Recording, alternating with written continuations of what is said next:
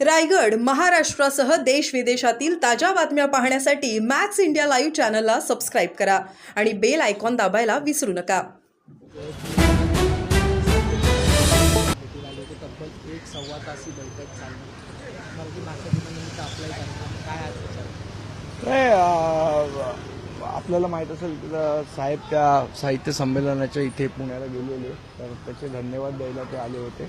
आणि ही काही राजकीय भेट नव्हती, सदिच्छा भेट होती.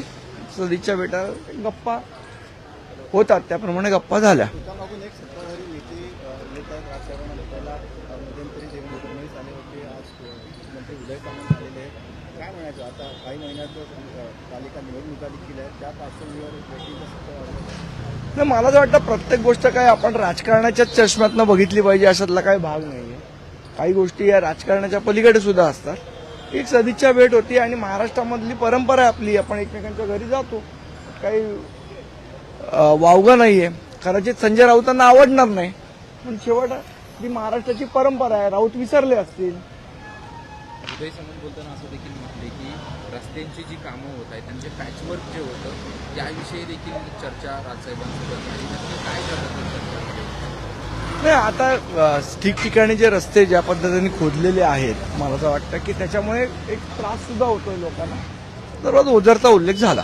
सर, नाशिक साहेबांनी भेट घेतली होती, त्यामध्ये तुम्ही देखील होतात आणि जो वायरचा केबलचा विषय आहे तो थोडासा सविस्तर करा. तर मुळात तो विषय असा आहे की आपण जर बघितलं तर टोटल 42 युटिलिटी या महानगरपालिकेच्या जमिनीखालनं जात असतात.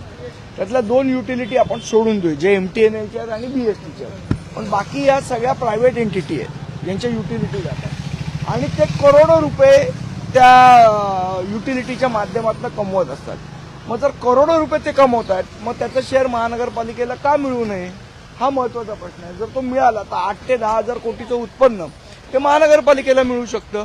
आणि मग जर एवढं उत्पन्न महानगरपालिकेला मिळणार असेल तर आपण त्याच्यावर पाणी का सोडतोय हा आमचा प्रश्न आहे. अजून एक मुद्दा आहे, क्रीडा टाटा क्रीडाची जागा आहे गिरगावांची 100 रुपये करून ती नाममात्र दरामध्ये खक्कर केटरर्सला देण्यात आली आहे. खरं तर या जागेची किंमत महानगरपालिकेच्या बऱ्याचशा जागा द्यायचा घाट सध्या चालू आहे.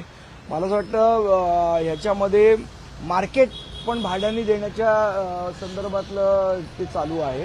तर या सगळ्या गोष्टी या लोकांना नुकसान देणाऱ्या आहेत, त्याच्याबद्दल महानगरपालिकेने निश्चितपणे विचार केला पाहिजे. भारत पाकिस्तान उद्या मॅच आहे, काय संदीप देशपांडेंचा उद्याचा प्लॅन काय? मॅच बघणार ना. सर एक शेवटचा प्रश्न आहे.